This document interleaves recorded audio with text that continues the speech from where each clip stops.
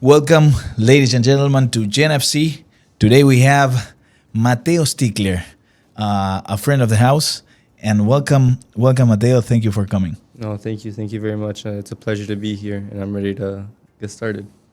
Please. So, the first question that we wanted to do to you is, we want to hear a little bit about your story. We are interviewing you because we know about what you've done in soccer, but we want to hear a little bit more of where you're from, how you ended up in Miami. So tell us a little bit about yourself. Yeah, of course. So I started playing soccer here in Miami when I was around 3 or 4 years old. I started playing in, these clubs, just growing up like that, until I stumbled upon a team called Juventus Academy Miami.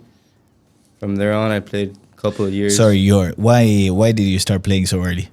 Why did I start playing so early? Because it's in the blood. It's in my family. But your father, your mother? My mother's Peruvian. My dad's Austrian. So, they never really played soccer. But in my mom's side, my grandparents, my cousins, they always played. So I was born with a ball in between my feet. And I just always loved the sport. You have any siblings? Yeah, I have a younger brother.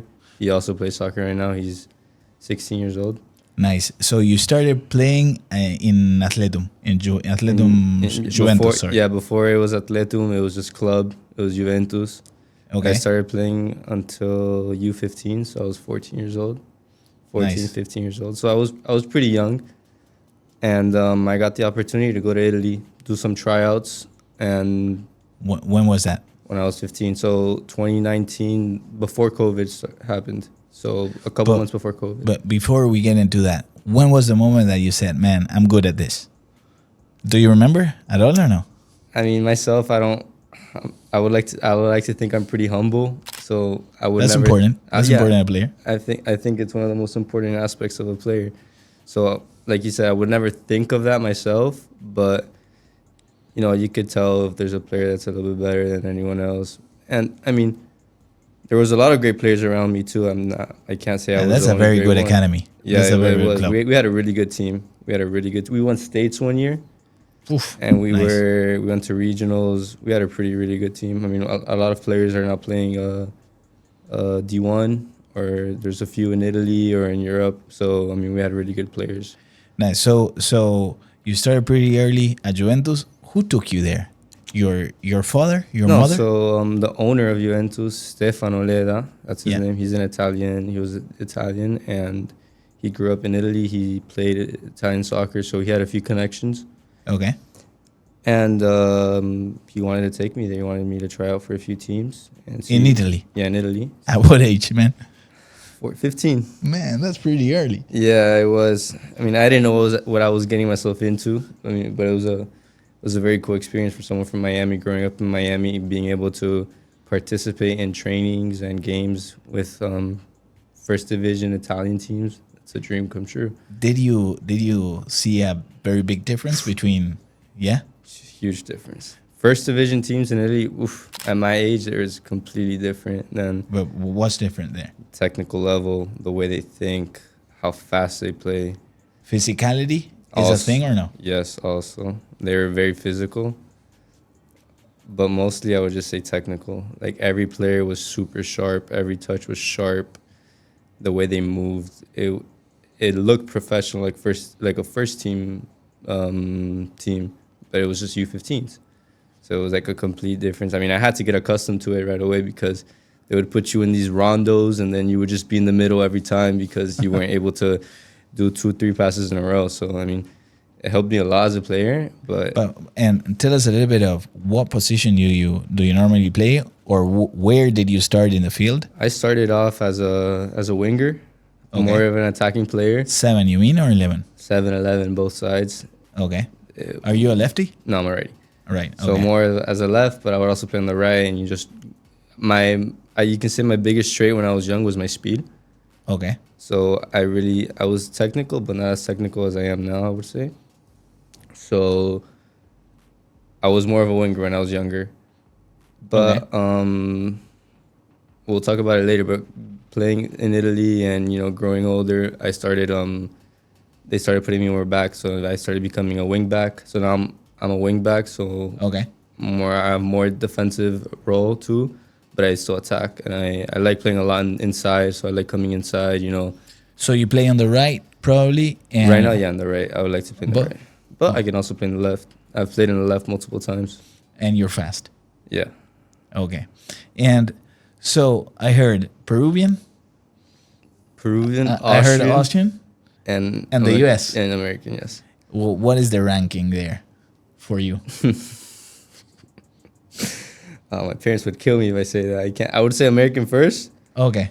and then I would say Peru second, and third Austrian, just because I was able to play with the Peruvian national team.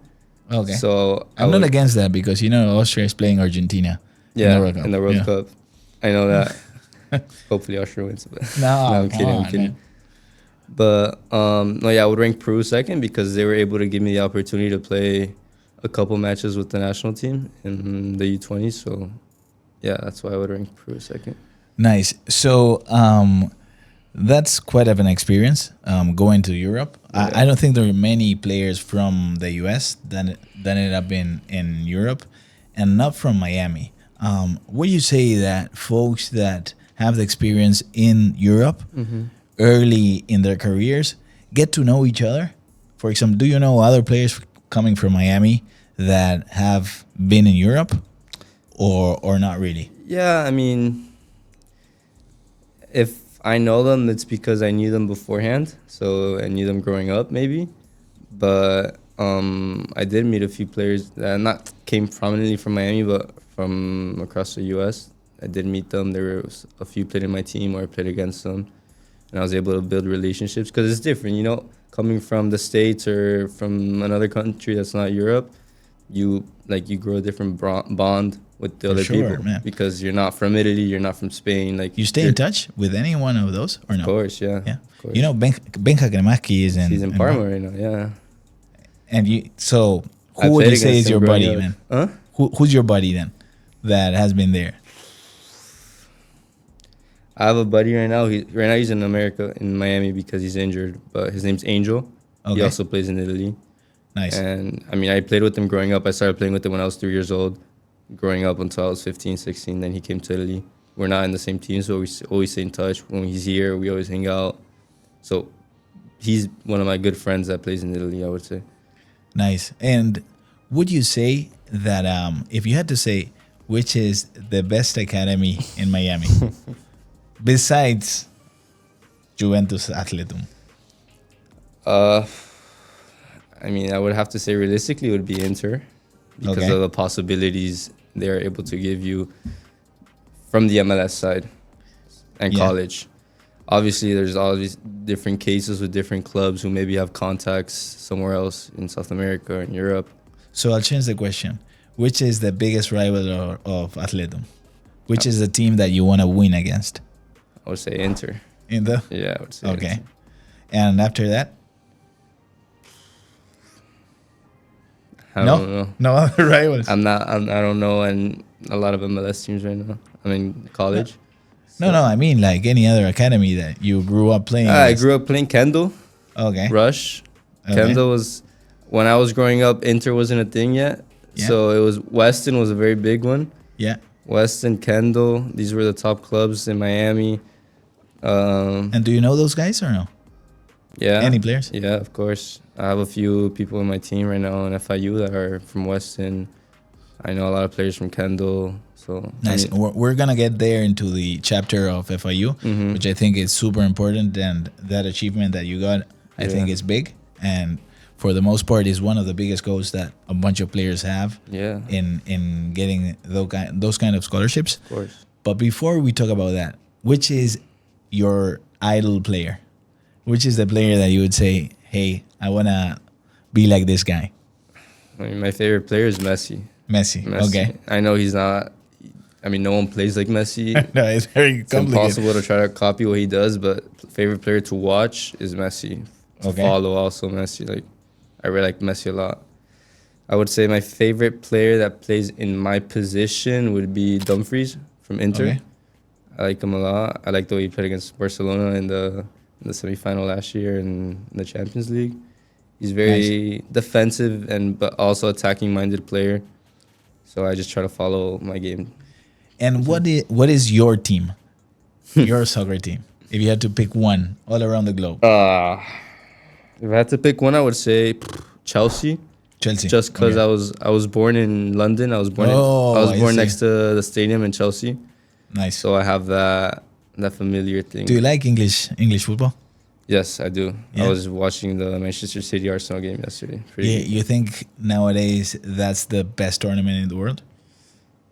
I do think they have the highest level, Okay. but because a lot of teams are very similar and very very high level, so it's very hard to compare it to like Italian or Spanish football because Spanish has 2 or 3 good teams, while the Premier League has 8 teams that could win it all. Yeah. And they spend a lot of money, and yeah, I think it's the best to watch. And if you would say Mateo would be the best fit to which of these leagues? I would say the Premier League because of the intensity. Okay. Man, the most competitive one. It's the most I would like to play in the Premier League, yeah. But I do think it's the most intense one. A lot of running, a lot of tracking back. So Nice. it's not as technical as the Spanish league, for example. Nice. So getting back to FIU, would like to hear a little bit about your story on how you started going to an FIU, and I hear that you got a very good scholarship. Yeah. We'd love to hear a little bit about that and how it happened. Of course. So when I was playing in Italy, I got into contact with Coach Mateo, which is Mateo Aperoni. Yeah, which is assistant coach of FIU. We say hi to Mateo, a very good friend of ours. Hi, coach. And nothing since He's your coach? Yeah, Wow. he's Nice. my coach now. Okay. He got in touch with me. We started talking. How did he find you? I got in touch with him. You know, when you go Okay. inside the websites, you see the And you send rosters, an email? the emails, the phone numbers. You sent a video or what? No, just a text. Just a text. I mean, that's what you do when you're trying to get recruited. You try to text all these coaches, and hopefully one answers you, and try to keep the conversation alive. You know, maybe they Nice. like you. That's why the video is important. Yeah. So with the highlight video, they're able to grasp how good you are. Yeah. Or maybe that's the player they're looking for, and then you can keep the conversation going. So you sent a WhatsApp to Mateo from Italy. No, I think it was I'm not sure right now. I can't remember, but I think it was an email. Oh, okay. And then a formal email or no? Yeah, just introducing myself. Okay. And then and we started texting through WhatsApp. We started to get to know each other. He is from the city that I was playing in. Oh, so I see. He was very close to me. So actually this December, so just last month or 2 months ago, he was recruiting players in Europe, and he happened to be at home. So we met up. Nice. We got a coffee, we chat, everything. And I mean, he told me there was the opportunity to come in the spring semester, which was right now, because That's an amazing school, man. Too. yeah, And how big was the scholarship? it's a pretty big one.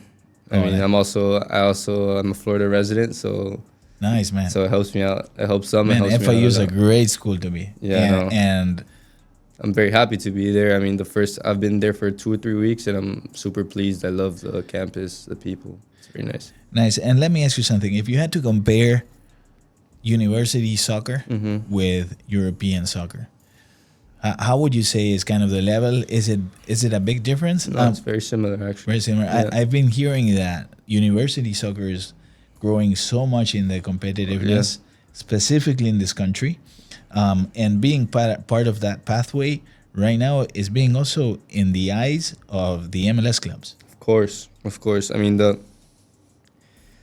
obviously when I was in Europe and Italy, I was gonna think the level wasn't gonna be as high, because it's obviously in the U.S. But when I came here, I was shocked to see that the level was, I would say, the same. Nice, man. I would even say the intensity here is much higher than over there. How big is the squad of FIU? How many players? Yeah. 28, I think. 27, Okay. 28. So it's a pretty big squad. We have a lot of Europeans, people from all over the world. We have 2 Italians, French, Belgium. Like it's mostly considered a European squad.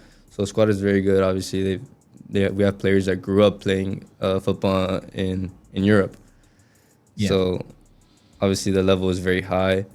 The coaches are very good. Shout out Coach Russell. He's my head coach. He's a very good coach. Nice. Would you say that coaches have had a very good impact or big impact on you and you deciding of taking this path of playing very competitive soccer? Of course, yeah. Of course, they always told me that I can push for more and do more for myself. Which one was the best one that you ever had? If you can say, I know I'm putting you in the spot. I mean, I would say Stefano Leda was the one that really pushed me. He's the one that brought me to Italy. He's the one that always told me to keep pushing. Thank you, Stefano. Thank you, Stefano. Yeah. Muchas gracias. Who else I would say? Someone who helped me open up. No, I asked you there's for the one best more. one. No, more? but I have Okay. one more, yeah. Okay. Someone that really helped me open up my mind tactically and technically was Coach Santi from Juve also. So shout out to Coach Santi. Muchas gracias, Santi. He's Argentinian too. I'm sorry about it. Lo lamento. No, man. Santi, I'm also Argentinian. Just want to make sure that you know. Okay, the other piece that there's two more questions I want to make to you is number one is you have Peruvian roots. Yeah. I heard that you have family from there. What is your Peruvian culture side? How important is it for you? Very important, I would say. I mean, I grew up speaking Spanish. Spanish was the first language I learned. I'm very tight with my Peruvian family, with my grandpa, with my cousins. I try to go there as much as possible. You still have family in Peru then? Yeah, I have a lot. I have everything from outside, grandpa, cousins, uncles. In Lima? Or En Lima, where? sí, en Lima. Mira, Y me encanta. O sea, the food is amazing, first of the all. food is really good. Food is good. And I've gotten to like I the think we culture can a say lot. it's the best food of Latin America and even the world, I would say. Yeah, I would agree with that. And the other question that on a more serious note, I heard you get injured once, at least once in a serious way, Yeah, and it happens a lot. yeah. And sometimes it happens to be a turning point for players. Would like to hear a little bit of how you came back from that situation. Of course. So I broke my collarbone, and I had surgery, and I was out for half a year. So I missed a lot. I was in season, so I missed a lot of games. But I mean, I would say it was very depressing because it was in the middle of the season. I was playing good. I was in good form, and all of a sudden it just collapses everything. But I mean, it happens. It is what it is. You have to. And if you would send a message to someone who gets injured in a high point of their career, what would you say to them? I mean, just remind yourself why you started playing, and it's a setback, but you have to overcome it if you want to keep playing. If it's your dream, if it's something you want to do, you have to overcome it. It's just a setback. Nice. Amen to that. Okay, Mateo, it's been a great honor to have you here. We look forward to see your videos of in FIU playing, and we would love to have you back in some time with a cup. Hopefully we will. Hopefully it'll come home. With the trophy or something. We'll see. Hopefully. Muchas gracias. No, thank you very much. Muchas gracias. Thank you guys.